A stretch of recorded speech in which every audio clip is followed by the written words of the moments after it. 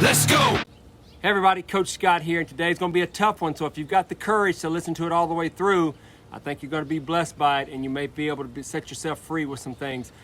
I've heard it said before that you attract who you are.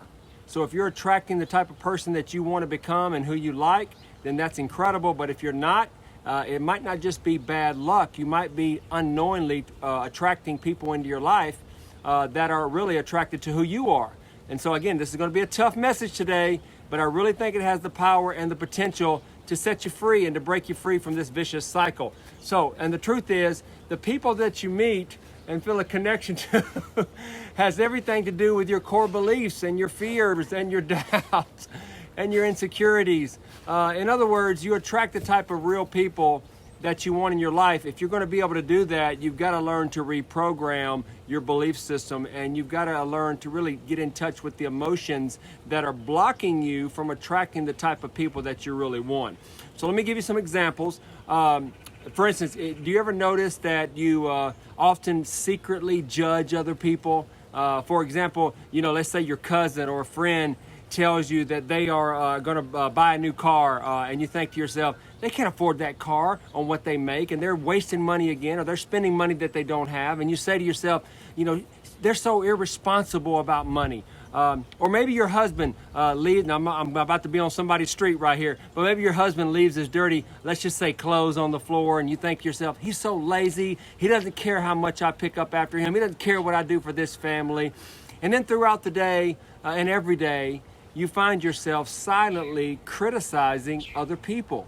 You might even think, well, my coworker is a heavy drinker and she's always out partying. She never pulls her weight at work. Or my neighbor's always nosy getting into my business. Or my friend is so self-absorbed with posting selfies and being on Facebook all the time and putting filters on their pictures. What does this all mean? And you're surrounded by people who don't have their act together. Is your world just falling apart? Is this everybody that's coming to you around you flaky or never meets up to their level of expectation? Or is this a clue about something way deeper and way more fundamental about us and about who we really are? You see, when we judge other people or we feel that our buttons are being pushed by the things that people say or people do to us, we may actually be projecting our feelings onto others. That's right. We are accusing others of the very thing that we disown or reject about ourselves. And it's a harsh truth. But here's how it works. Let's say you have a fear of rejection, or that stems maybe something like maybe from your childhood, or somebody that you loved rejected you when you were younger or broke away from you. More than likely, you're unaware of this fear. You haven't yet really acknowledged it, or you may know about it, but you think that it's not really a big issue in your life until something major happens, and then your subconscious mind jumps you up and it makes it illuminate in your mind, and then you always seek opportunities to really go back to the old you and hide behind those feelings. And what happens is it will lead you to a situation where you can bring that fear out if you allow it to. In other words, you will enter into relationships with people who trigger that fear and emotion inside of you.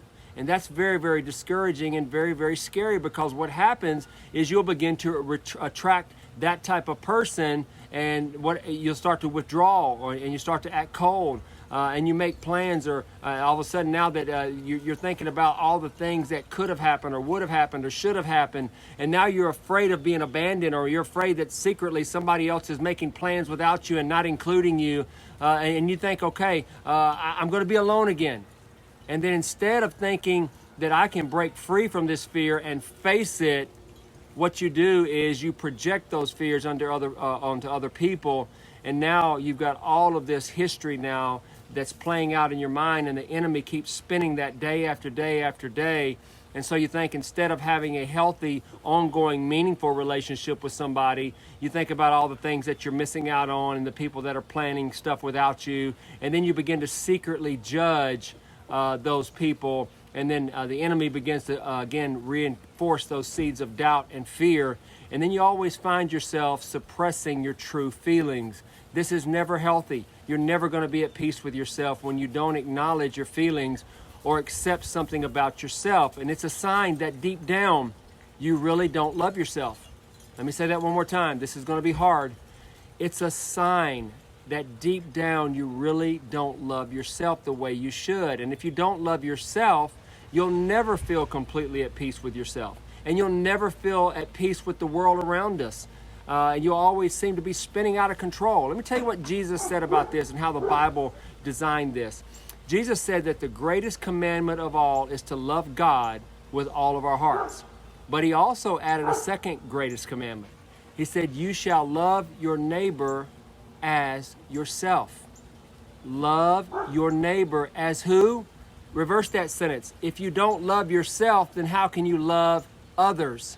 You see, there's something important here that I think people often miss, and that is you cannot give away something you don't have in you. You can't give it away if it's not in you. So how can someone love another person if they don't love themselves?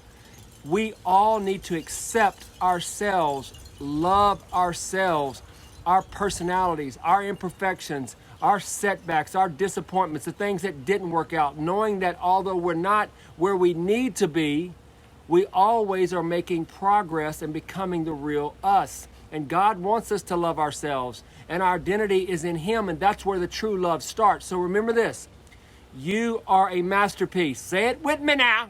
You're a masterpiece. You're a one of a kind. There's never been one before you. There will never be one after you. So it's time to fall in love again with you. When you begin to value you, when you begin to value your life, when you begin to love you first, then you'll be able to pour your life out like a drink offering to all of those around you. And by the way, you'll begin to attract the person that you really want to attract into your life. So fall in love with yourself again. Believe, stay in faith. Start with that first. It has to be self-love. Self-care is the best care. And if you'll do that, I do believe and declare that you will be all that you were created to be. God bless you guys. Take care. We'll see you soon.